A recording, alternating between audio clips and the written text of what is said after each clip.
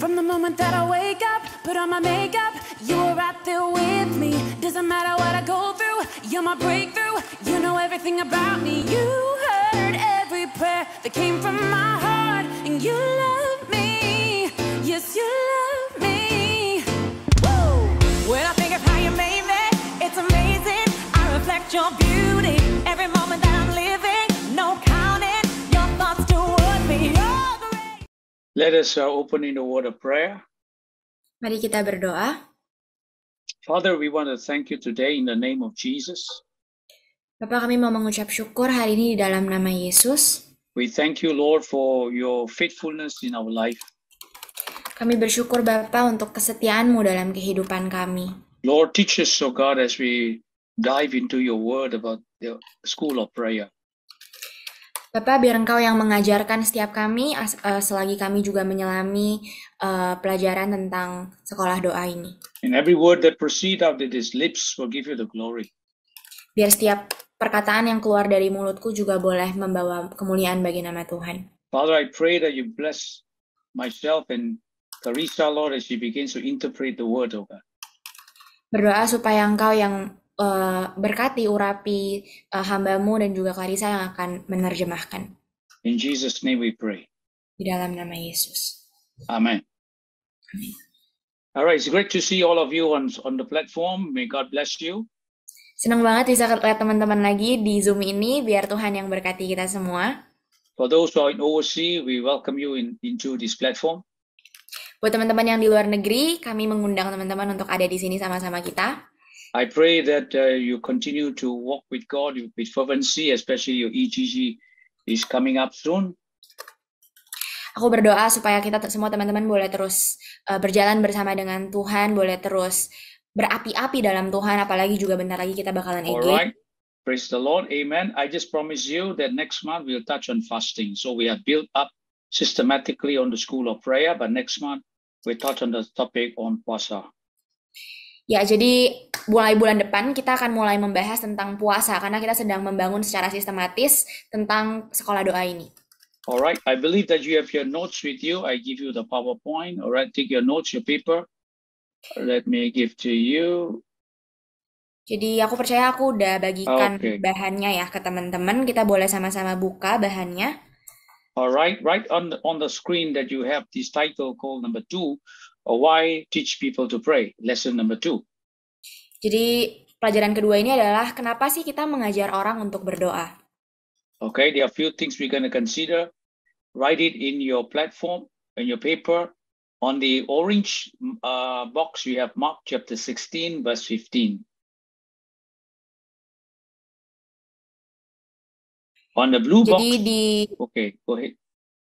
Jadi di kotak yang warna oranye kita bisa lihat itu ada Markus 16 ayat 15. And in a blue box is Acts chapter 4 verse 31 to 32. Terus di kotak yang biru ada Kisah Para Rasul 4 ayat 31 dan 32. And in the red box is Acts chapter 6 verse 4. Terus di kotak yang warna merah itu Kisah Para Rasul 6 ayat 4. All right, the center triangle we have Philippians chapter 3 verse 10. Dan di tengah-tengah kita ada Filipi 3 ayat 10. All right, let's go back to the Mark chapter 16, verse 15. Jesus said, go into the world and preach the gospel to every creature. Kita lihat di Markus 16 ayat 15. Yesus berkata, pergilah ke seluruh dunia, beritakanlah Injil kepada segala makhluk. So the Great Commission is part of the prayer life, right? It's part of the church and part of our Christian walk. Jadi amanat agung ini adalah bagian dari kehidupan doa kita, bagian dari perjalanan hidup, berjalanan kita bersama Tuhan. Amen. Then in Acts chapter 4 verse 31, 32, the Bible say, and when they gathered in the place to prayer, they assembled together, and it was filled by the Holy Spirit, and they spoke as the Holy Spirit gave them the utterance. Kemudian kita lihat di Kisah Rasul 4, 31, 32, dan ketika mereka sedang berdoa, goyanglah tempat mereka berkumpul itu dan mereka semua penuh dengan Roh Kudus. Lalu mereka memberitakan firman Allah dengan berani. Alright, so it come about when the church in book of Acts begin to pray. Jadi ini semua kita lagi ngomongin konteksnya adalah ketika jemaat mula-mula di Kisah Para Rasul pada mulai berdoa. Yes, all of us want the presence of God, want the anointing of God, want the supernatural can encounter. But without prayer, it is impossible for the Lord to touch your life. Setiap dari kita mau ngalamin hal-hal supernatural, pengalaman-pengalaman yang kayak luar biasa, yang supernatural bersama Tuhan, tapi tanpa doa, hal-hal itu nggak akan terjadi dalam hidup kita. Yeah, God can also sovereignly move without our prayer, but at the end of the day, we become, by bahasa Indonesia, anak manja. Iya sih, Tuhan bisa aja tetap bergerak dalam kedaulatannya walaupun kita nggak doa gitu. Tapi apa jadinya kita bakal jadi anak-anak manja doang. Yeah, so in the end of the day, when the Lord begins to move upon our life, we know it's God's grace and mercy. We acknowledge Him as the blesser of our hearts. Tapi ketika kita berdoa dan ketika Tuhan jawab, Tuhan mulai bergerak melakukan sesuatu, kita akan melihat kalau itu adalah sebuah berkat rahmatnya Tuhan dan Tuhanlah yang memberikan, Tuhanlah yang memberkati kita. Amen. In Acts chapter 6 verse 4, we find that when we were still giving ourselves continually to the word and the ministry of the word. So you see the apostle, hold on first, the apostle give themselves in the word and the prayer and the word. Kita lihat di kisah Rasul 6 ayat 4, dan supaya kami sendiri dapat memusatkan pikiran dalam doa dan pelayanan firman. Jadi para rasul di zaman itu tuh memusatkan diri mereka ke dua hal, yaitu firman dan doa. Amen. As much as you want the encounter of God which you are preparing your heart, I pray that you don't divorce the word. As much as you need to discipline to seek the word so that the Spirit of God, you cannot divorce the word and the Spirit.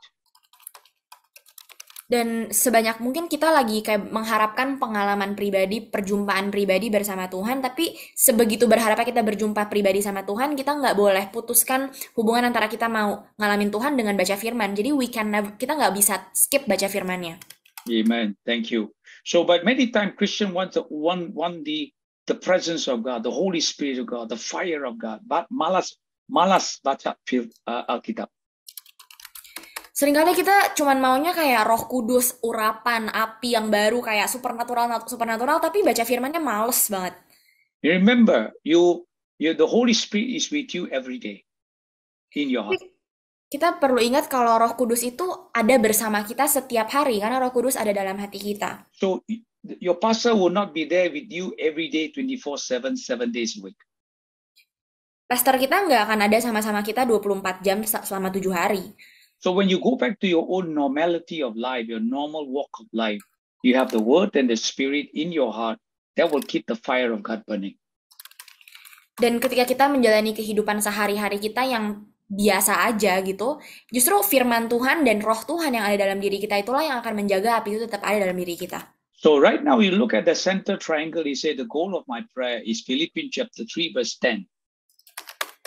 Kita lihat sekarang di tengah-tengahnya kalau tujuan dari doa saya itu ada di Filipi 3 ayat 10.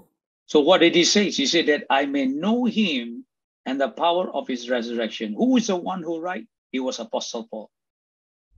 Yang ditulis di sini adalah yang ku kehendaki ialah mengenal dia dan kuasa kebangkitannya. Dan ini ditulis oleh Paulus. Alright, so you can read the whole scripture there, but if Apostle Paul said that I may know him, how much more we need to know the Lord. Dan kalau Paulus aja yang udah nulis begitu banyak kitab masih bilang, biar aku mengenal dia, betapa kita yang masih butuh banget mengenal Tuhan. So in this school of prayer, as we begin to go through, I pray that you will be also like Apostle Paul. Father, I pray that I may know you and the power of your resurrection. Dan selagi kita berjalan pelajarin tentang sekolah doa ini, aku berdoa kalau setiap kita juga punya hati yang sama kayak Paulus yang boleh berdoa, yang ku kehendaki Tuhan adalah mengenal Engkau dan kuasa kebangkitanmu. Alright, let's go to the next slide in your notes there. Prayer is developing spiritual love. Oke, kita bisa lihat ke catatan kita. Yang pertama, doa adalah mengembangkan cinta rohani. Amen. Cinta rohani, cinta Yesus. You say you love Jesus, you love somebody, but you don't spend time. How can you say cinta? Gimana kita bisa bilang kalau kita mencintai Yesus, tapi kita nggak pernah mau menyediakan waktu untuk Tuhan? Alright, Davina is laughing, ketawa. If you get a pacar, what you love, you need to spend time. Same thing with Jesus. Kalau kita punya pacar aja kita perlu nyediain waktu kan buat pacar kita dan sama halnya dengan Tuhan. Right? Devina, if you get a pacar one day, you mimpi, you think what you're gonna do, you think. Oh, you think. So how much more thinking about the Lord? Kalau kita lagi jatuh cinta kan kita bakalan mikirin terus gitu ya, nggak lagi sama dia mikirin terus. Dan apakah kita mikirin kita kayak sebegitu jatuh cintanya juga sama Tuhan? So that is the truth here. Now developing spiritual love in Daniel chapter 11 verse 32.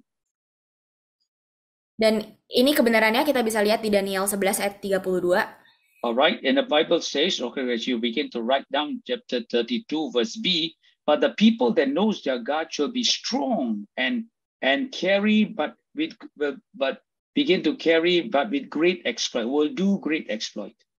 Kita lihat di 32b, tetapi umat yang mengenal Allahnya akan tetap kuat dan akan bertindak. People that know their God. So love comes by knowing Him. The love say, Lord, I love you. I love you. Pardon, Pastor? Knowing God is calling, saying to the Lord, Lord, I love you, Lord, I love you. Kita mengenal Tuhan, mencintai Tuhan adalah kita terus-terusan ngomong ke Tuhan kalau Tuhan aku mencintai Engkau. All right, now the question is, lanti dulu, when was the last time you say, Lord, I love you? Sekarang pertanyaannya, kapan sih terakhir kali kita ngomong ke Tuhan kalau Tuhan, aku cinta sama Engkau? Only every time when God bless us, only, oh Tuhan, I cinta you. If things doesn't come out our way, do we say, Lord, I cinta you? Or we murmur and grumble, complain? Apakah cuman ketika Tuhan jawab doa kita, Tuhan berkati kita, baru kita langsung kayak, aduh Tuhan baik banget, aku mencintai Engkau. Tapi ketika ada hal-hal yang nggak sesuai sama ekspektasi kita, kita langsung komplain, kita langsung berontak. Betul. But did not the Bible say, in everything give thanks? In everything give thanks. Padahal firman Tuhan bilang dalam segala hal mengucap syukurlah. But you see, we need to tell ourselves and pray through and say, Lord, I love you, Lord. I thank you, Lord. Because you love me first. Lord, I thank you for your salvation. When was the last time? It's good to begin to, let me finish. It's good to begin to recite in our prayer and let it burn in our hearts. Tapi kita sebenarnya perlu untuk terus ngomong, terus confess kalau Tuhan terima kasih karena Engkau yang udah mengasihi aku terlebih dahulu. Terima kasih untuk keselamatanmu. Yes. Kapan terakhir kali kita benar-benar ngomong itu, keluarin itu, kata-kata itu? Karena kita perlu ngomong itu sampai apa yang kita omongin itu masuk juga ke dalam hati kita. Amen, amen. So he says here, be strong, firm, exploit, bold, daring deeds. They that know their God shall be strong. Jadi kita lihat di sini kalau orang yang mengenal Tuhan itu adalah orang-orang yang kuat, orang yang teguh. Alright, so developing spiritual love is essential in our walk with God. Jadi mengembangkan cinta rohani ini penting banget, esensi dalam perjalanan kita bersama Tuhan. Amen. As we go on to the next one, prayer is a transiting spiritual business. That means, let me explain to you in Matthew chapter 18, verse 18 and 19. Yang kedua, doa adalah transaksi bisnis spiritual gitu ya. Kita sama-sama di Matius 18, 19. Okay, Kalisa, could you read in Matthew chapter 18, verse 18 to 19? I think in the same verse in the Bahasa in English. Oke. Aku berkata kepadamu, sesungguhnya apa yang kamu ikat di dunia ini akan terikat di sorga, dan apa yang kamu lepaskan di dunia ini akan terlepas di sorga. Dan lagi aku berkata kepadamu, jika dua orang daripadamu di dunia ini sepakat meminta apapun juga, permintaan mereka itu akan dikabulkan oleh Bapakku yang di sorga. Amen. All right, now, binding and loosing speaks of the authority the church has in desiring the things that we need in our life. Okay, Jadi, let me repeat it. Okay. Yeah. Binding and loosing. Bind and loose. Okay. Jadi mengikat dan melepaskan is the authority given to the church. Adalah sebuah otoritas yang diberikan ke gereja. So the church has the right to bind sin and release forgiveness and restoration following repentance. Okay, I repeat again. Okay. The church has the right to bind sin. Jadi supaya gereja punya kuasanya, punya otoritasnya untuk mengikat dosa. and release forgiveness untuk melepaskan pengampunan, and restoration following by repentance. dan juga untuk melepaskan restorasi dan yang diikuti dengan pertobatan. Okay, contoh, you praying for something, you're praying for somebody. Father, we pray, we rebind the enemy. We pray, Lord, their hearts to be open to begin to repent or forgive, Lord. Contoh, kalau misalnya kita lagi doain orang, kita doa supaya kita ikat kuasa yang si gelap dan kita berdoa supaya ada hati yang boleh terbuka untuk mereka boleh bertobat. So as you begin to enter into encounter period, spiritual encounter program in your church. Jadi ketika kita juga mau mengikut EG ini untuk kita di mana mau ngalamin Tuhan. Okay, now hold on, contoh, wait for sa. Don't just wait when you come for the encounter. Other than that, senang, we lepak, we relax. No. This must be your consistent walk with God. Dan penting untuk dicatat kalau ketika kita mau datang EG nih, kita bukan datang dengan mentalitas yang cuman nunggu dan ngeliat gitu, kayak apa sih yang Tuhan mau lakuin gitu. Tapi kayak kita harus punya kekonsistenan itu dalam perjalanan sehari-hari kita bersama Tuhan. Yeah, right. This encounter must lead you to another spiritual height, and don't wait for the next one to come. By the time the next one comes, you're moving into the will, and you know the purpose of God you're doing. Hello, Carissa. You lost me.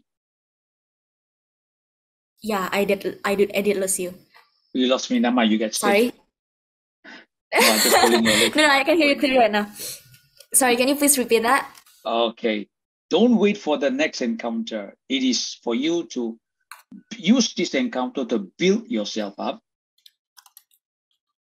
Oke, jadi perjumpaan bersama Tuhan ini harus digunakan untuk membangun kita dan kita jangan cuma nunggu untuk perjumpaan berikutnya lagi. So many times we wait for the next one, next year another encounter, next year following an encounter. That should not be. It should be. It motivates us to begin to go deeper into the Lord. Wow. Jadi kita jangan datang dengan mentalitas yang kayak oke, ngalamin Tuhan di EG ini, habis itu kita mentalitasnya kayak oke, kita tunggu tahun depan lagi, kita mau ngalamin lagi tahun depan gitu. No, tapi justru pengalaman itu yang mendorong kita, memotivasi kita untuk pursue, untuk mengejar hati Tuhan dalam keseharian kita, untuk ngalamin Tuhan sehari-hari. Amen. All right. I fast forward. Let's fast forward. I fast forward. The next Monday we're going to talk about fasting. Berikutnya kita akan sama-sama ngomongin tentang puasa. Okay. Now, your church has a fasting program. All right, 1 week fasting. Misal gerejamu ada sebuah program puasa 1 minggu. Okay, then everybody begin to puasa. Oke, habis itu semua orang mulai puasa. What happens if the church don't have a program, but God speaks to you? After the puasa, the church puasa, you carry on fasting. Are you willing to do? Tapi gimana kalau setelah selesai 1 minggu itu Tuhan ngomong pribadi sama kita kayak kamu puasa lagi, lanjutin. Kayak apakah kita akan taat? That is personal discipline. Itulah disiplin secara pribadi. So likewise, we also need to have a transacting into a spiritual business. Dan sama halnya kita juga perlu punya transaksi bisnis spiritual ini. So now let's look at number 3, entreating spiritual power. Okay, we look at 3 people in the Bible. We look at Elijah, we look at Jehoshaphat, and we look at the life of Samuel. Poin ketiga, kita mau sama-sama memohon kekuatan spiritual ini. Dan kita bisa contohnya ada Elia, ada Yosafat, ada Samuel. Okay, we look at Elijah. Elijah in 1 Kings chapter 18, verse 37 to verse 38. He cried out, hear this, that these people may know that you are the Lord. Itu ada di 1 Raja-Raja 18 ayat 37-38 dibilang, jawablah aku ya Tuhan, jawablah aku supaya bangsa ini mengetahui bahwa Engkaulah Allah. So you and I know that Elijah was a man of prayer. Jadi kita semua tahu kalau Elia merupakan seorang pria yang benar-benar berdoa. Yes, but at the same time in the book of James said Elijah is same like you and me, but because of his persistent and fervency in prayer, he begin to God hear his prayer. Tapi juga di kitab Yakobus ditulis kalau sebenarnya Elia itu sama aja kayak Anda dan saya gitu. Tapi karena persistensinya, karena ketekunannya dalam berdoa, jadi begitu luar biasa. Same thing in your life. You may say, Pastor, I'm nobody. I'm just schooling. I'm just working. I'm just nobody. Got no name. But look at it.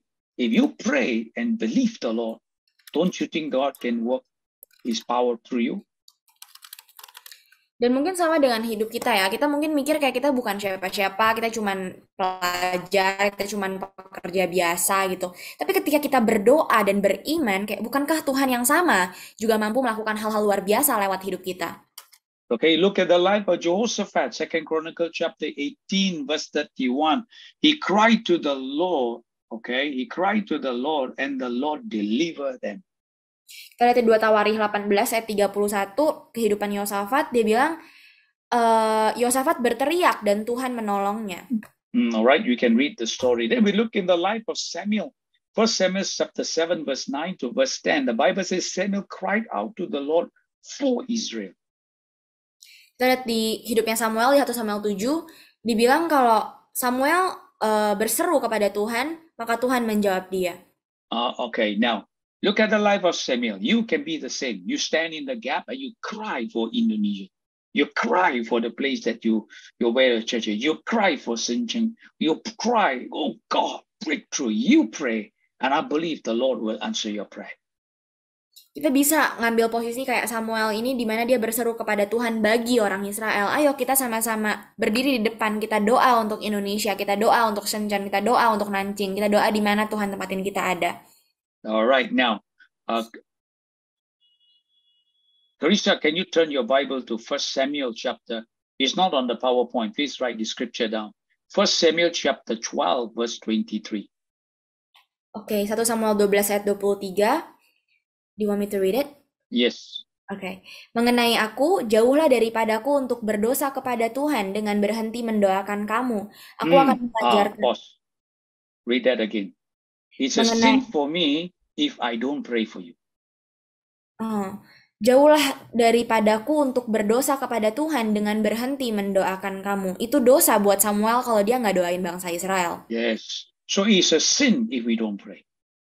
Jadi adalah dosa, guys, kalau kita nggak doa. Alright? I'm not saying that you pray for 2 hours you're spiritual, 3 hours you're more spiritual. No. I'm just saying by the word consistent prayer, half an hour every day, God will lead you, prayer, and you need to be faithful. Dan aku nggak lagi bilang kalau semakin lama kita berdoa, kita semakin spiritual gitu ya, doanya harus 2 jam, 3 jam.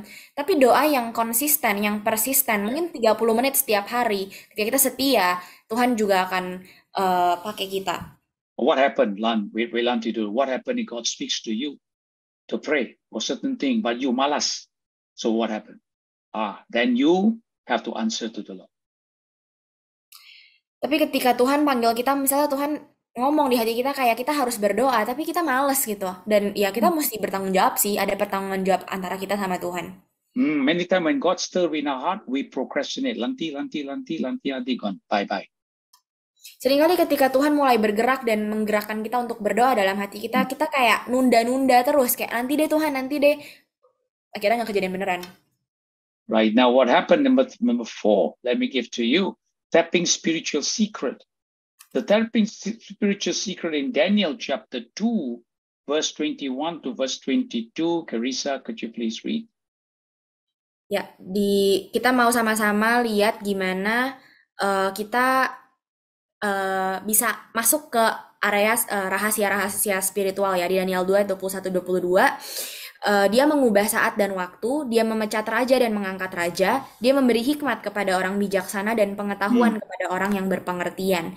Dialah yang menyingkapkan hal-hal yang tidak terduga dan yang tersembunyi, dia tahu apa yang ada di dalam gelap dan terang ada padanya. Amen. We all know that God gives wisdom, God gives knowledge, God gives understanding, but you need to pray and seek for God to give to you.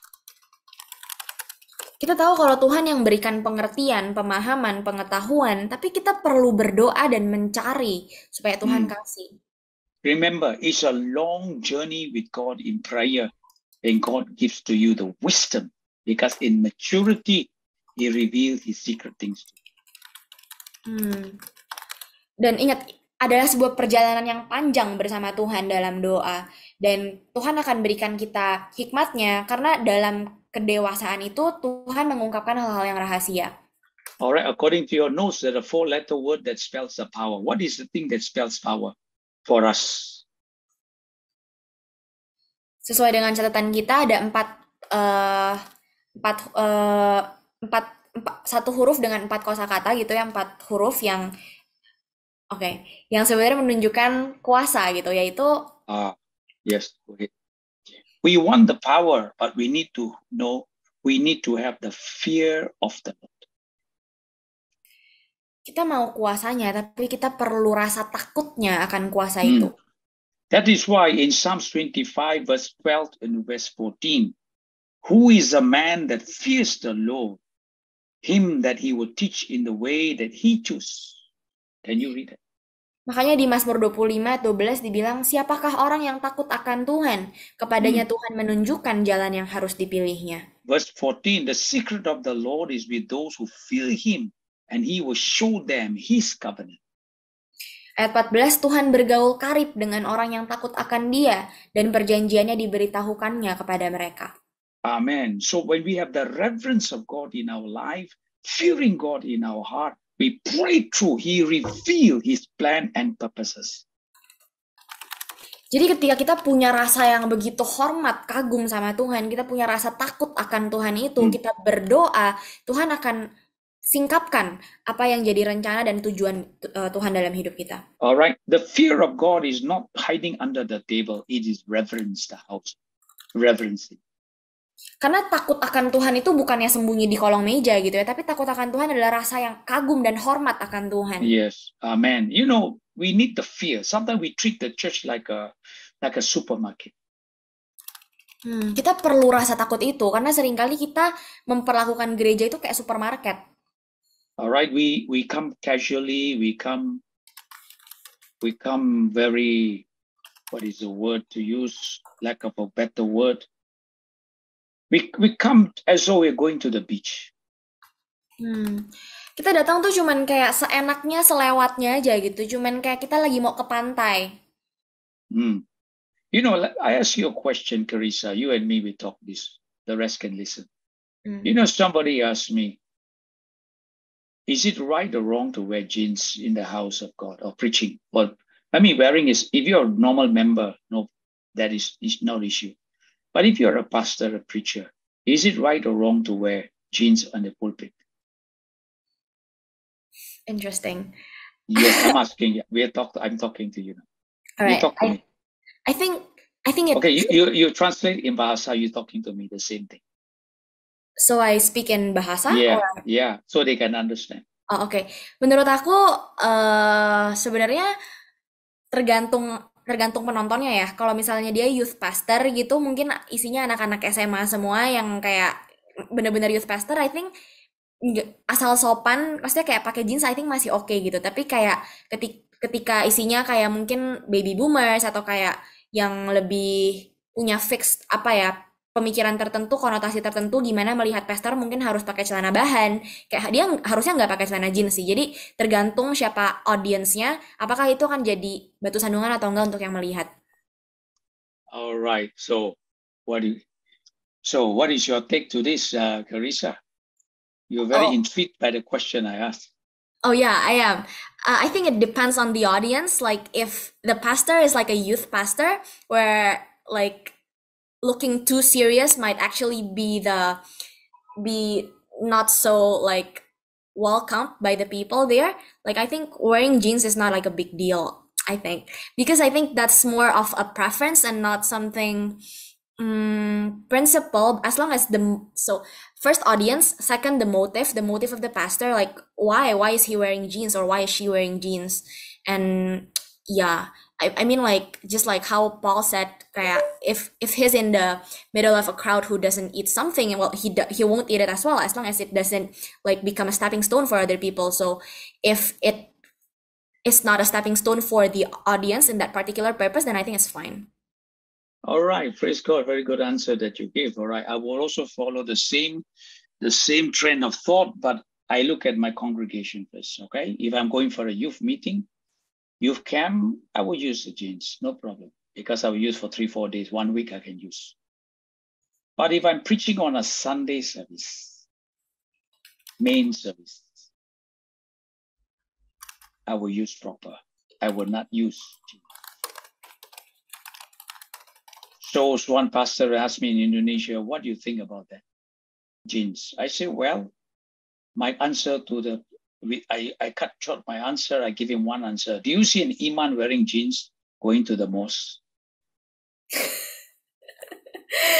Dan ya aku setuju sama jawabannya tadi, kayak tergantung siapa yang jadi jemaatnya gitu. Kalau misalnya lagi cuman camp anak-anak muda doang ya nggak apa-apa pakai jeans seminggu gitu. Tapi ketika aku akan bicara di depan ibadah umum, aku akan pakai yang rapi gitu, celana bahan.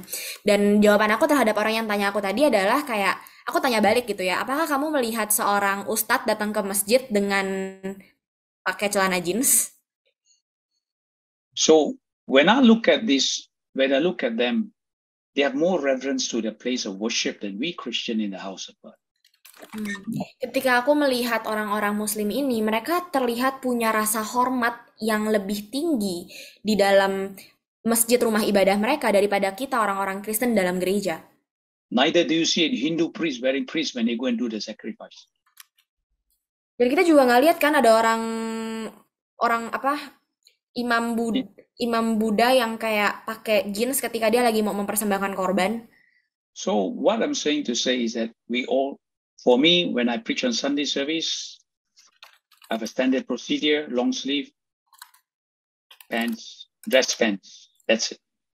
Or we batik. To me, it's reverence the Lord. Don't bust casually.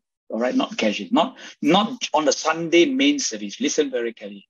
To me, all right, to me. Not on the Sunday main service where your jeans is half broken, half tall, wear a t-shirt and be cool, man. But to me, these guys are more reverent in their own worldly pagan worship than when we say Jesus Christ is. Ya, jadi kalau menurut aku ketika kita khotbah di kebaktian hari Minggu itu ada standarnya ya, kemeja lengan panjang, celana panjang, atau nggak pakai batik gitu. Dan ini nunjukin kalau kita menghormati, kita punya rasa takut akan Tuhan itu. Jadi bukan pakai celana jeans bolong-bolong terus pakai kaos oblong gitu mau bicara di depan kebaktian umum. Alright, that is my perception. I look at things in that manner. You may disagree with me, no problem. Itu cara saya melihat. Alright, I stand strongly in that area. So in Proverbs chapter 8 verse 13, he said, the fear of the Lord is to hate evil, pride, arrogance, evil ways, and perverseness mouth I hate. In Proverbs what? 8:13. Dalam Amsal 8 ayat 13 dibilang kalau takut akan Tuhan itu membenci kejahatan, aku benci kepada kesombongan, kecongkakan, tingkah laku yang jahat, dan mulut yang penuh tipu muslihat. Alright, let us go to the next one. Number 2 is the foundational principle. Kita lanjut. In your notes, foundation principle. Kita lanjut ke prinsip-prinsip dasar. Okay, look at the slide. Prayer is the dash of all the dash, impersonal, Christian dash, and church dash, and dash. What is the answer? Ini doa adalah bla bla bla utama dari semua bla bla bla spiritual dalam bla bla bla Kristen pribadi, bla bla bla gereja, dan bla bla bla. Okay, write the answer, bla bla bla, and bla bla bla, bla bla. Jadi kita sama-sama terus jawabannya. Okay, let me give you the answer. Don't write blah blah blah. There's an answer to that. Jangan jawab bla bla bla ya guys. Okay, prayer is the cause of all spiritual fruit in a personal Christian development, church growth, and world evangelism. Jadi jawabannya doa adalah penyebab utama dari semua buah-buah spiritu, dari semua buah-buah roh, dari semua buah roh dalam pengembangan pribadi, seorang Kristen dalam dan perkembangan gereja, pertumbuhan gereja dan juga penginjilan dunia. Okay, you write the answer there. While I read to you the scripture in Proverbs chapter 9 verse 10, the Bible says the fear of the Lord is the beginning of wisdom and the knowledge of the Holy One is understanding. Teman-teman boleh sambil tulis, aku bacain dari Amsal 9 ayat 10, dibilang permulaan hikmat adalah takut akan Tuhan dan mengenal yang Maha Kudus adalah pengertian. All right, let me repeat again. Prayer is the primary cause for all spiritual fruit, personal Christian development, church growth, and world evangelism. Aku ulang, doa adalah penggerak utama di balik buah roh, di balik perkembangan kehidupan Kristen secara personal dan juga pertumbuhan gereja dan penginjilan dunia.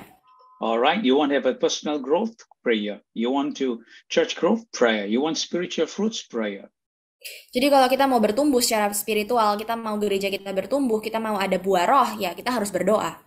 Amen. Let us go to principle number 2. Kita lanjut ke prinsip nomor 2. All right, don't write blah, blah, blah. Huh? That's not the answer. Jangan jawab bla bla bla, guys. Okay, pray is an act, blah, can be blah, blah, blah, and blah, like other service blah. I learned this blah from Carissa, so don't blame me. Oh no. Oke, jadi doa adalah sebuah tindakan titik-titik yang dapat berupa, dan seperti kualitas pelayanan Kristen lainnya. Okay, you forgot the word blah. Okay, prayer is the act of discipline that can be taught, that can be applied, studied, and learned like any other Christian services. Jadi doa adalah tindakan pemuritan yang bisa diajarkan, bisa diterapkan, bisa dipelajari, dan bisa kita pelajari seperti I know you're struggling because in the Bahasa, all is one word. Okay. In the Bahasa, the problem is in the Bahasa, only this thing. Everything is one word, but I give you the understanding, all right? Taught in English means impart skill. Jadi yang bisa diajarkan itu artinya kayak skill-nya itu bisa diajarkan, bisa diteruskan. Okay. Study means follow a course of subject. Kalau study itu artinya kayak belajar yang kayak kita ngikutin sebuah pelajaran-pelajaran tertentu gitu, ada serinya. The word learn means to gain knowledge. Dan kata learn itu artinya kayak kita mendapatkan pengetahuan. Applied means put into action. Applied itu diterapkan. Okay, so now in the English version is like this. It can be taught, it can be applied, it can be studied, and it can be learned. I know the Bahasa is one word, everything is one meaning. English give you 4 different meanings. Jadi sebenarnya doa ini adalah sesuatu yang bisa diajarkan, bisa kita terapkan, bisa kita pelajari secara manual, dan bisa kita pelajari benar-benar kita alamin, kita dapat. Alright, you write the English word and you find the dictionary that give you a full understanding. Jadi tulis aja kata-kata Inggrisnya dan cari kamus untuk bisa dapetin. Alright, in Luke chapter 11 verse 1, the disciples say, Lord, teach us to pray. Why? They saw Jesus pray. They saw when Jesus prayed, things happen. Di Lukas pasal 11 ini, murid-murid Yesus bilang sama Tuhan, Tuhan ajari kami cara berdoa. Kenapa? Karena ketika mereka lihat Yesus doa, mereka lihat kalau sesuatu terjadi. Alright, now principle number 3. Prayer is God's way of the whole world in his total plan, Christ on earth. Prinsip doa ketiga, doa adalah cara Allah dalam keseluruhan rencananya untuk Kristus di bumi. All right, look at your notes, write the answer. Prayer is God's way of involving the whole church in his total plan to establish Christ's kingdom on earth. Jadi doa adalah cara Tuhan untuk melibatkan seluruh gerejanya untuk mendirikan kerajaan Allah di bumi. Okay, write down the word, involve the whole church establish Christ's kingdom on earth. Jadi kita bisa tulis jawabannya untuk melibatkan seluruh gereja untuk mendirikan kerajaan Allah di bumi. All right, Mark chapter 11, verse 22, Jesus say, whatever you ask when you pray, believe that you receive it. Markus 11 ayat 22 bilang, sesungguhnya percayalah kepada Allah, apapun yang kamu doakan, percaya kalau kamu terima.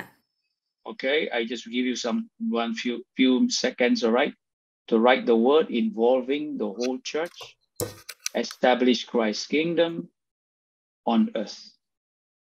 Jadi teman-teman bisa ambil waktu sedikit untuk boleh tulis jawabannya.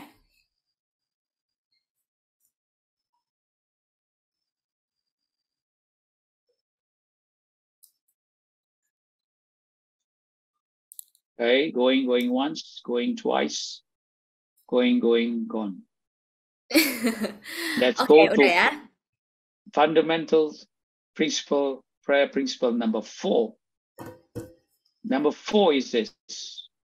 Prayer is a weapon of the church where Satan fears most.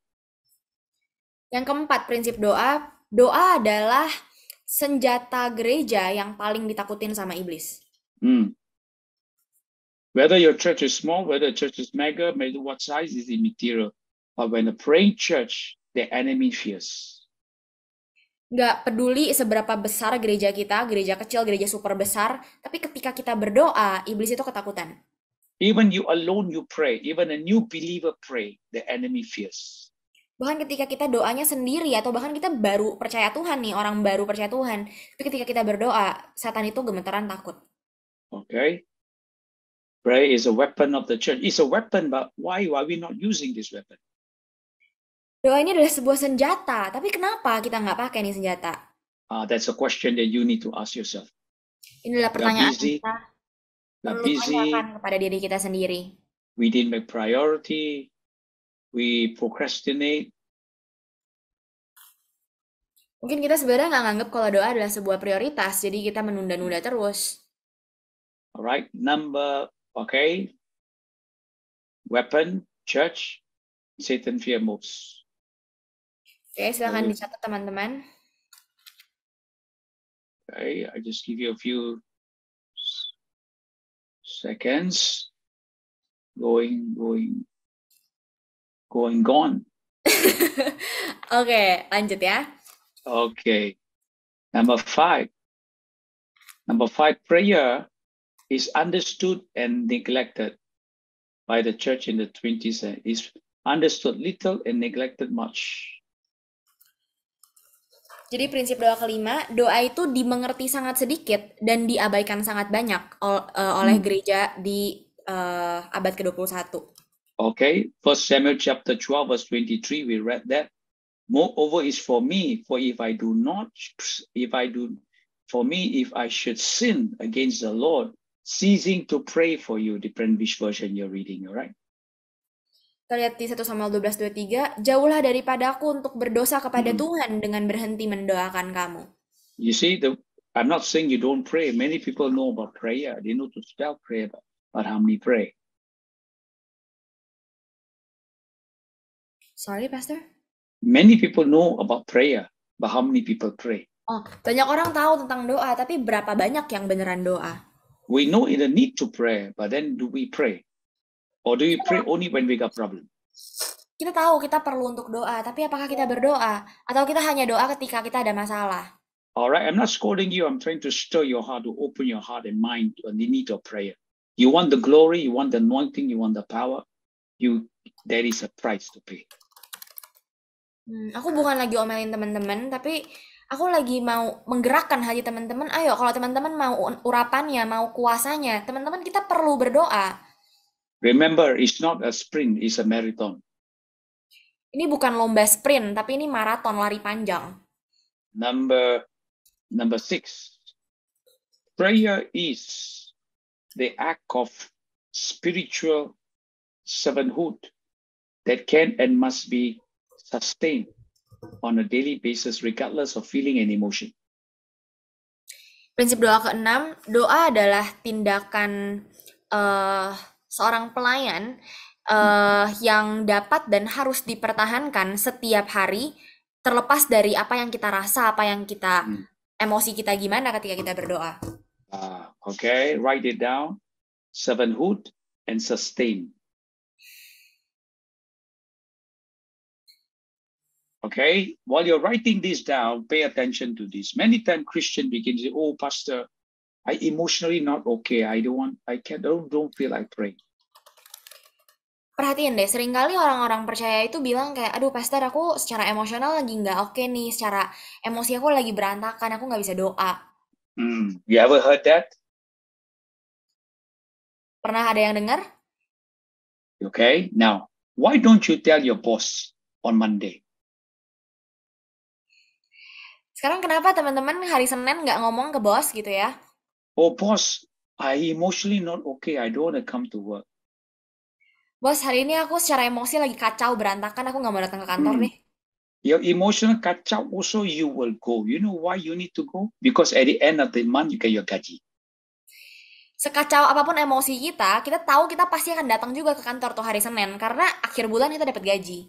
So why are we having when we come to the Lord, we say, "Oh Lord, tak boleh. We go to work, tak boleh pun we go." Tapi kenapa seringkali ketika kita berdoa, kita kayak, aduh nggak bisa sih Tuhan. Tapi kalau kita urusan kerjaan aja, nggak bisa aja pun kita tetap pergi. Right, the word there.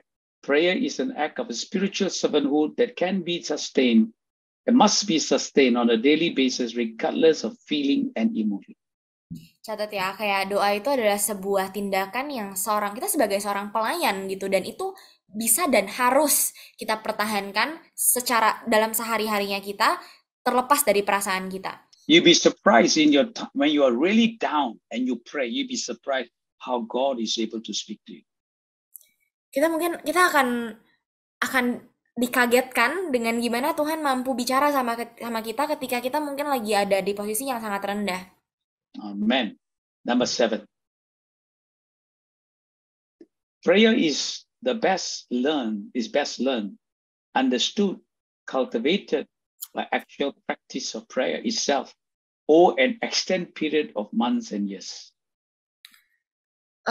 Prinsip doa yang ketujuh adalah doa paling baik itu dipelajari, dipahami, dan dikembangkan dalam sebuah praktek doa itu sendiri dalam jangka waktu yang berbulan-bulan atau bahkan bertahun-tahun. Amen. Now let me give you the word learn. In the English word is gain knowledge or skill. Jadi learn itu artinya adalah kita memperoleh pengetahuan atau memperoleh keahlian. Understood means making sense. Understood itu artinya masuk akal. Cultivate means refine. All right, you refine to be discriminative in a task. Cultivate it. You refine it. You're able to refine and make it better. Cultivate itu artinya adalah untuk menyempurnakan sesuatu dalam kita mengerjakan sesuatu sampai jadi lebih baik. Okay, so practice. What do you mean practice? Translating an idea into action. Praktis itu apa sih? Praktis itu ya kita menerapkan sebuah ide dikejawantahkan jadi sesuatu yang nyata. Amen. All right. I can teach you on prayer, give the school of notes on prayer, explain to your prayer until you pray. Then your idea, you translate the idea into action. Aku bisa ngajarin teman-teman tentang doa, aku bisa kasih teman-teman bahannya, aku bisa jelasin. Tapi sampai teman-teman berdoa sendiri, baru teman-teman bisa kayak terapin itu doa. If not, it become a theory in your life and there's no point. You want to put it into practice. Kalau nggak bakalan cuma jadi teori doang dalam hidup kita, dan ini nggak ada gunanya sih. Kita mau sama-sama terapin. Alright, let us go to the next. We go to the next area, alright? Lesson number 3. The prayer warrior personal life. Not only we talk about prayer, but it now goes back to us. What is our life? How is our life? How are we walking? Terus kita masuk ke pelajaran ketiga, yaitu kehidupan pribadi sebagai seorang pendoa. Okay, not just prayer, feel the fire, anointing, gifting, supernatural, but we want to, let me give you this quotation. You have it in your notes, I believe so. Will Houghton, God writes history in the terms of human personality. The book of Genesis gathered around 8 men. The Bible presents effort and era, but at the center of each of the personality, and generally the man is the key of the each.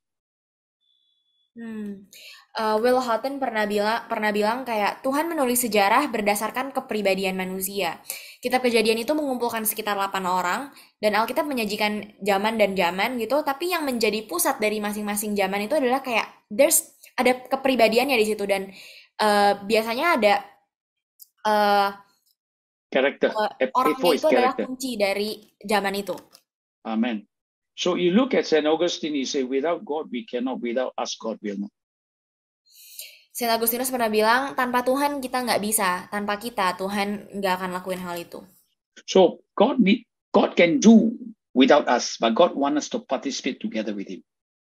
Jadi Tuhan bisa aja lakuin tanpa kita, tapi Tuhan mau kita untuk bekerja sama Tuhan. Okay, let us look at your notes again. Let me give you the vital needs of a strong spiritual growth and self-development. Kita lihat lagi di catatan kita, ada daftar kebutuhan vital untuk pertumbuhan spiritual dan pengembangan diri yang kuat. Okay, write in your notes down, write the answer. The first one, the need of total surrender. Yang pertama adalah kebutuhan untuk penyerahan secara total. Okay, total surrender, not just half surrender, but total everything. Penyerahan yang total, bukan yang setengah-setengah. So when God speaks unto you to surrender, are you willing to surrender to the Lord? Jadi ketika Tuhan bicara sama kita untuk berserah, apakah kita mau untuk menyerahkan semuanya ke Tuhan? Let us look at Leonard Ravenfield. He's a revivalist. The difficulties to world evangelism are legend, but difficulty gives way to determined man. The price is high. God does not want partnership with us, but ownership with us, of us. Leonard Ravenhill pernah bilang, kesulitan dalam penginjilan dunia itu sangat banyak. Tapi kesulitan memberi jalan kepada orang-orang yang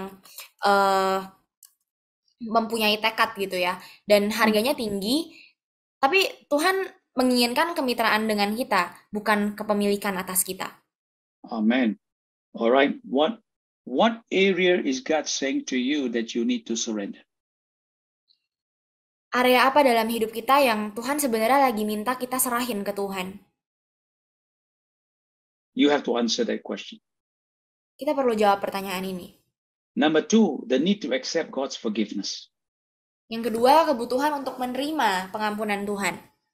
Some Christians unfortunately have a poor self-image because they feel that they not fully accepted God's forgiveness. Sayangnya ada banyak orang Kristen yang punya gambar diri yang salah karena mereka belum benar-benar menerima pengampunan Tuhan yang total. They don't feel that they can come into the presence of the Lord. Mereka nggak ngerasa kalau mereka layak masuk ke hadirat Tuhan. So you must learn to accept God's forgiveness. If God forgive you, you accept God's forgiveness. Kita harus belajar untuk menerima pengampunan Tuhan karena Tuhan sudah ampuni kita. Because when we do something important for God, the enemy will whisper, you see, God has not forgiven you. See, the enemy will put thoughts in your mind to derail you from the purpose of God. Karena iblis itu suka banget mulai bisik-bisikin kita yang nggak benar gitu ya, untuk kayak bikin kita jadi nggak sesuai sama apa yang Tuhan udah rencanain buat kita. Look at that slide. Look at the slide. Saints are men who permits God's forgiveness to come into them so fully that not only are their sins washed out, but also their very self, their ego, and the intensity and their power rely to forgive is to extend proportion to the degree that they have permitted themselves to be forgiven. A very mouthful of words, but very powerful. Take your time, Carissa. Okay. Wow. Jadi orang-orang kudus adalah orang-orang yang mengizinkan pengampunan Tuhan datang ke dalam diri mereka secara penuh, sehingga nggak cuma dosa-dosa mereka aja dihapuskan, tapi juga diri mereka sendiri, ego mereka, dan kekuatan intensitas seberapa orang ini bisa mengampuni orang lain itu sebanding dengan tingkat pengampunan yang dia udah terima. Seberapa dia mengizinkan diri dia terima pengampunannya Tuhan. Amen, amen, amen. All right. I believe it's in your notes. I think it's in your notes. Okay, let me go on to number 3. Number 2 is the need to accept God's forgiveness. Number 3, this one, we all need it. Discipline. Yang ketiga, kebutuhan untuk disiplin. Ini sesuatu yang setiap kita butuhkan. You cannot say, I don't need discipline. This is discipline. Kita nggak bisa bilang kalau kita nggak perlu disiplin. Karena ya ini perlu disiplin. Alright, it is the only key that opens the door to a full and joyous life with Christ. Hope McDonald pernah bilang kalau itulah satu-satunya kunci yang akan membuka pintu menuju kehidupan penuh dan sukacita penuh bersama Kristus. We want the blessings of God. We want this, we want that, but we never discipline. You want to pass your exam, you got the discipline to study. Kita seringkali cuma mau berkatnya Tuhan aja, tapi kayak kita nggak mau lakuin A sampai B sampai Z-nya gitu loh. Sedangkan kita mau lulus aja, kita mesti disiplinkan diri kita untuk belajar kan. Amen, correct. Okay, even you finish your school, but you're going to work, your work starts at 9 o'clock and you goes at 11 o'clock. You think you will get, you don't need to pray, you get sacked.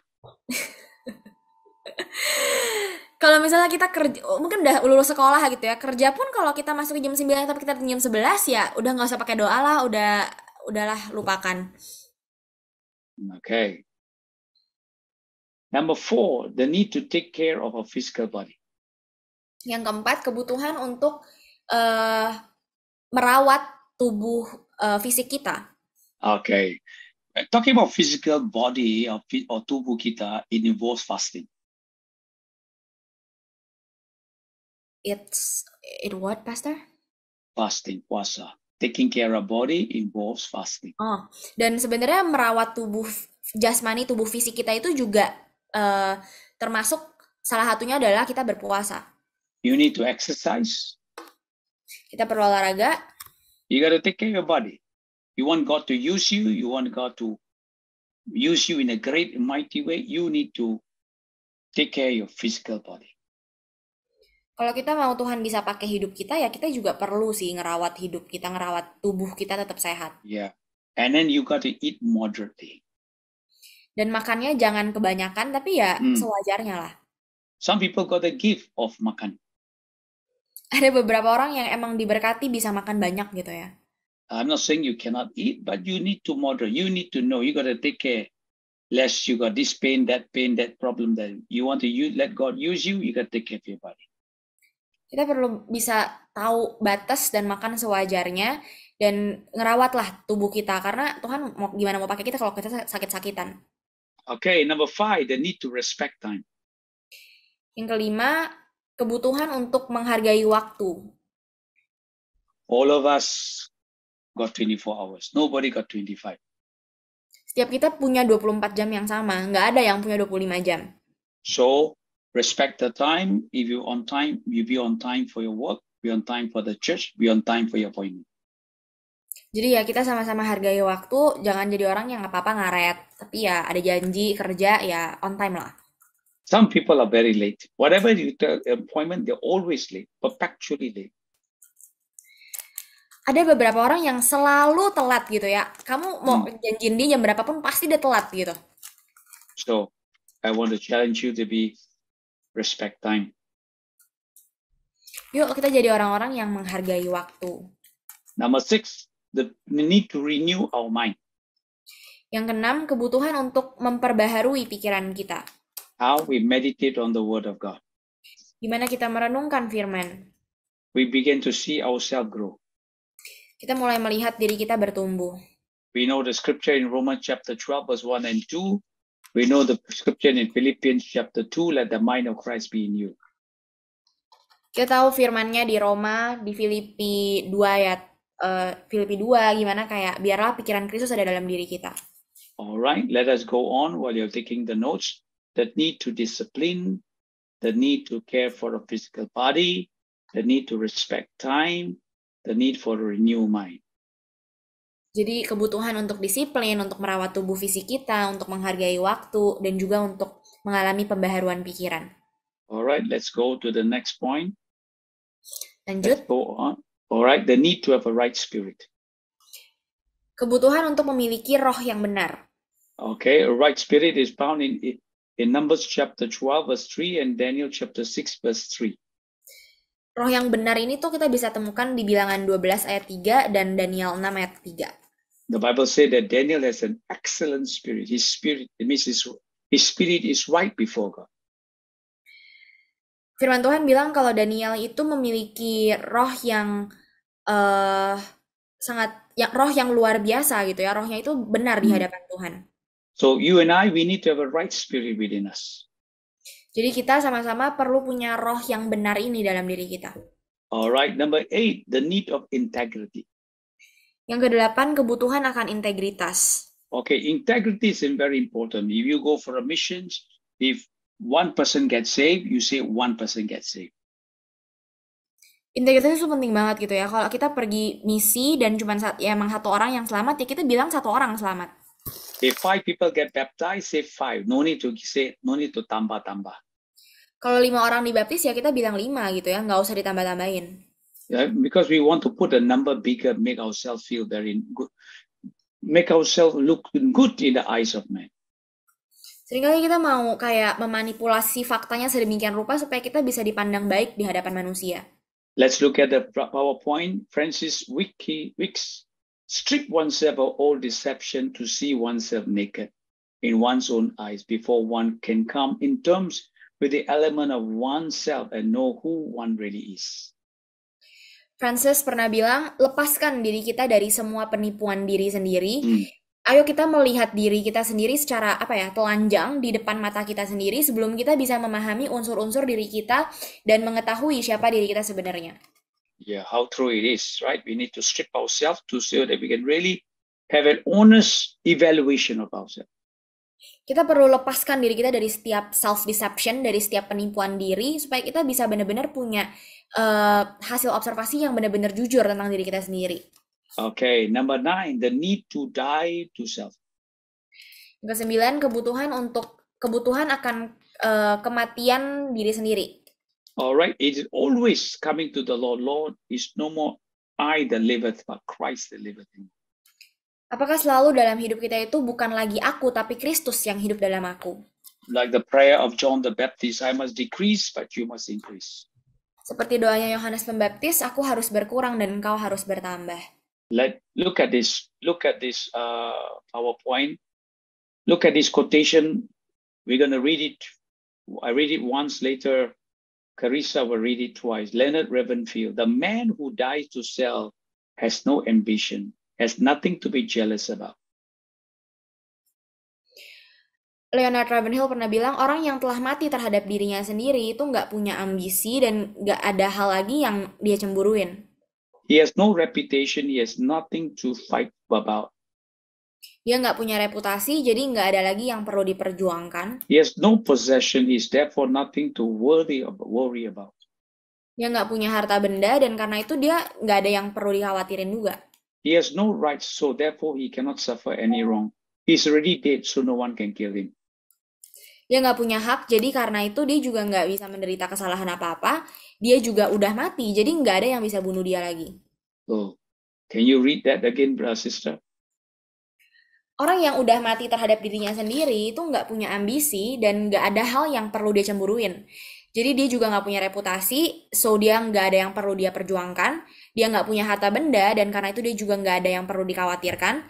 Dan dia juga nggak punya hak, jadi karena itu dia juga nggak bisa menderita kesalahan apapun. Dia udah mati dan nggak ada lagi yang bisa membunuhnya.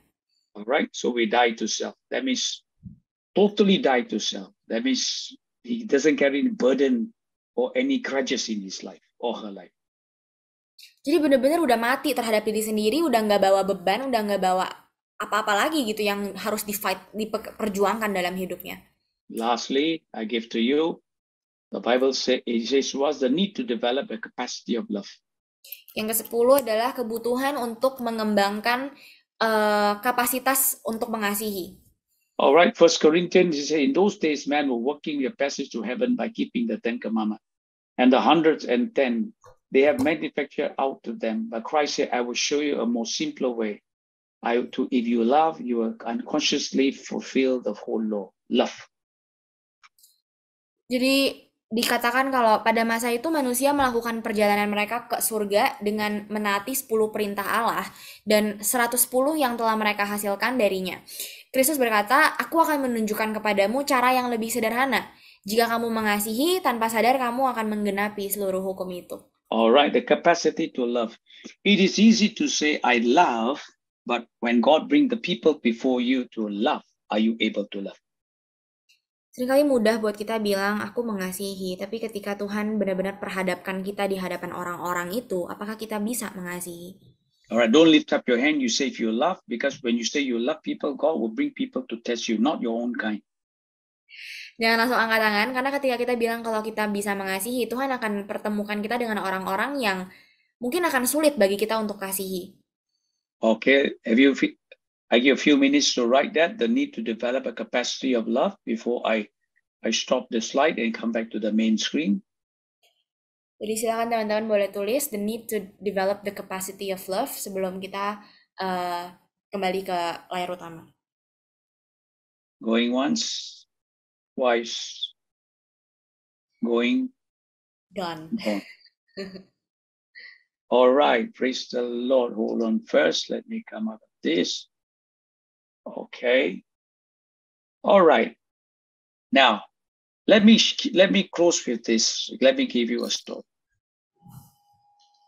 Many years ago, many early days, maybe about 20 over years ago, maybe much more, 27 years ago, maybe. I remember. The Lord spoke to my heart to go to Papua, Irian Jaya. Jadi bertahun-tahun yang lalu, mungkin 27-an tahun yang lalu, aku nggak terlalu ingat, tapi Tuhan waktu itu bicara sama saya untuk pergi ke Papua, ke Irian Jaya. So the moment at the first trip there, a whole week I was preaching. Jadi selama seminggu itu aku khotbah terus. All right. In the midst of the preaching, the last Sunday of the month, the last Sunday of the church service. Jadi di tengah-tengah khotbah di hari Minggu terakhir dari kebaktian yang ada. And I was preaching in a Papuan church. Popcorn Church? Papuan, all Papuan. Oh, jadi waktu itu, sorry. Jadi waktu itu saya sedang berkhotbah di gereja Papua, jadi semuanya isinya orang Papua. All Papuan. There is only the interpreter and 1-2 Indonesian who are the guests, but the rest are all Papuans. Jadi cuma ada kayak satu dua orang yang bukan orang Papua, sisanya orang Papua semua. So as I give the altar call, only 9 people came to our altar because I counted. Dan ketika saya, itu ada altar call, cuma 9 orang yang maju ke depan. Then the Lord speak to me, do you love my people? Dan Tuhan bicara sama saya, apakah engkau mengasihi anak-anakku? I say yes, because I'm an evangelist. I love your people. Aku bilang ke Tuhan, iya tentunya, aku adalah seorang penginjil, aku mencintai anak-anak Tuhan. 4 times the Lord says that. 4 kali Tuhan ngomong itu sama aku. And these people in the Papuan church are very simple. They work in the paddy field. After that, they come to the house of God. Dan orang-orang Papua ini orang-orang yang sangat sederhana gitu ya. Mereka kerja di lapangan di depan, di taman, dan abis itu mereka datang untuk ke gereja. So the Lord said to me very clear, I want you to go down and hug them. Dan Tuhan bicara sama aku sangat jelas gitu ya. Aku mau kamu turun dan peluk mereka. I was shocked when the Lord said that. Aku kaget waktu Tuhan ngomong gitu. So I went down, I pray for myself. When I hug the brother, I pray for myself. Let forgive me, O God. Dan ketika aku turun dan aku peluk orang Papua itu, aku berdoa untuk diriku sendiri. Tuhan, ampuni aku. But before that, I pray for the rapture, but God never answered my prayer. Sebelum itu aku berdoa untuk pengangkatan, tapi Tuhan gak pernah jawab doaku. So anyway, I prayed for him. After I finish I pray, I say, Lord, what must I do? Dan ya pokoknya aku doain orang ini, dan setelah doa aku bilang sama Tuhan, aku tanya sama Tuhan, Tuhan apa yang aku harus lakukan? He said, the moment you finish prayer, just let go your hand. Dan Tuhan bilang, ketika kamu selesai berdoa, lepasin aja tangan kamu. There was no catcher. The Lord carried him 6 inches above the ground and flung him backwards. Jadi nggak ada orang yang ngejaga di belakang gitu, biasa kan ada tuh, tapi nggak ada, dan tiba-tiba Tuhan angkat dia sekitar kayak 15 cm, abis itu kayak lempar dia ke belakang. And he said, follow the next 8 without changing the procedure.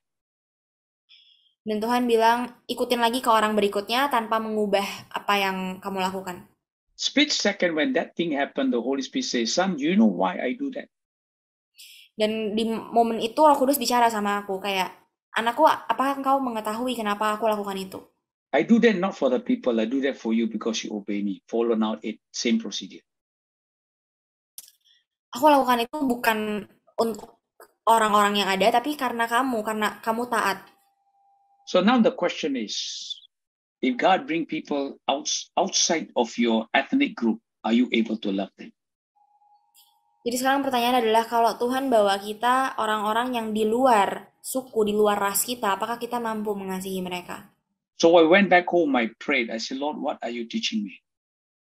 Ketika aku pulang, aku doa dan aku tanya Tuhan, kayak Tuhan apa yang sedang kau ajarin? And then the Holy Spirit said, you want the answer? Dan Roh Kudus bilang, kamu mau jawabannya? I said, yes, Lord. Aku bilang iya. Holy Spirit said, son, anointing come by loving my people. Roh Kudus bicara kalau pengurapan datang lewat mengasihi anak-anakku. And I feel that this is what God is saying to your church. Dan aku merasa kalau ini yang Tuhan lagi ngomong ke gereja kita sekarang. Let us pray. Mari kita berdoa. Thank you, Lord Jesus. Thank you. Father, I pray right now in the name of Jesus. Terima kasih Tuhan, Bapa berdoa, aku berdoa saat ini di dalam nama Yesus. I pray that, Lord, your word will come like a fire in their hearts, oh God. Aku berdoa biar firman-Mu itu boleh datang seperti api yang menyambar dalam hati mereka. Stir in their life, oh God. Biar Engkau yang bergerak dalam hidup mereka. Father, we thank you and I commit this time before you in the name of Jesus. Bapak, aku mengucap syukur dan aku serahkan waktu ini ke dalam tangan-Mu di dalam nama Yesus. Amen. Amin. Hai BCC Families, hope you are blessed dengan firman Tuhan yang baru saja dibagikan. Remember, the Bible says, berbahagialah orang-orang yang mendengar dan menaati firman Allah. So, together, let's try to put today's God's word into practice. Aku juga mau encourage untuk kita bisa sama-sama follow BCC Instagram dan juga subscribe to our YouTube channel supaya kita bisa terus diperlengkapi dan bertumbuh bersama dalam menjadi semakin serupa dengan Yesus. Bagi teman-teman yang membutuhkan dukungan doa, konseling ataupun mencari komunitas untuk bertumbuh, you are very welcome to DM us on Instagram atau juga melalui email pada alamat yang tertera.